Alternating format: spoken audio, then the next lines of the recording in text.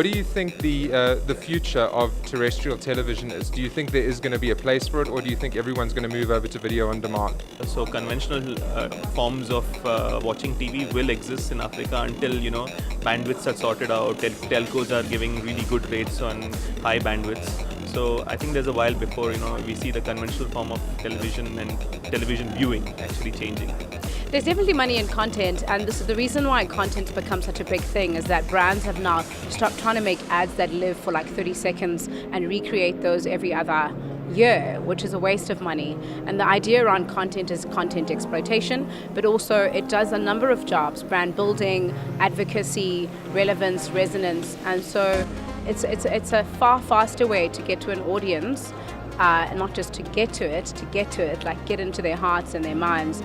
And I think that is there's definitely money for content, and I definitely think that there should be less money for ads and more money for activation. I think the value of content has increased because besides all the video on demand and all the platforms, content still remains the main focus, because you can have any platform, but if you don't have the content, you have nothing actually. So for us, producing content to sell it is still the most important thing that we need to do, because for sure we are a broadcaster, but we are sellers as well, and all other channels around Africa and even outside Africa are looking for content. This is content war actually. Within the comic space, there's an uptake on comedy because the comedy industry is booming. So from our side, I think that's not a problem. But I can see that there is content saturation, and also people aren't willing to pay for it because it's so easy to acquire digitally.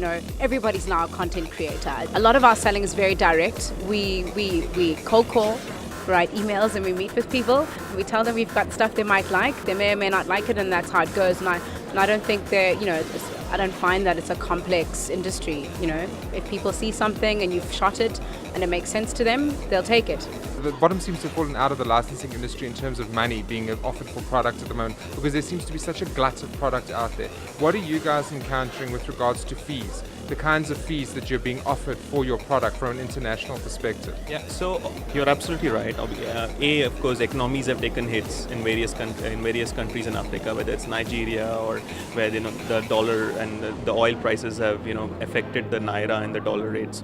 So yes, that has impacted our business to a certain extent. But the sort of upside for us has been in terms of local dialects and localizing content. We are so excited to be at the largest market in Africa that deals with television and film, because we find that our content, being Caribbean, is the natural partner for Africa. We are a part of the African diaspora, and our content will resonate with Africans. Africa is like a very important market for us. A couple of reasons why it's important. Because the content is very well received. Whether it's our channels, which are doing exceedingly well. Zee World is probably one of the top ranked channels, and the content in general has been really well received by audiences in various markets, whether it's Ghana, Nigeria, Kenya, or even in French-speaking markets like Ivory Coast, down to the islands, the Union Islands, Mauritius. So on a Pan-Africa sort of geography, where our content has a very healthy appetite. And how's business been? Have you made any sales to the African market so far? You know what? We have, and we're really excited about that. And this is why we keep coming back each year. So we're really excited. So we're seeing that more and more channels are understanding what we do. Even when you look at the pictures of our booth, they realize, wait a minute, your people look like our people. And I'm like, absolutely. Let me remind you again that the Caribbean is a part of the African diaspora. We are part of the history. We're happy to be here. And we're really excited to be, on a network near you.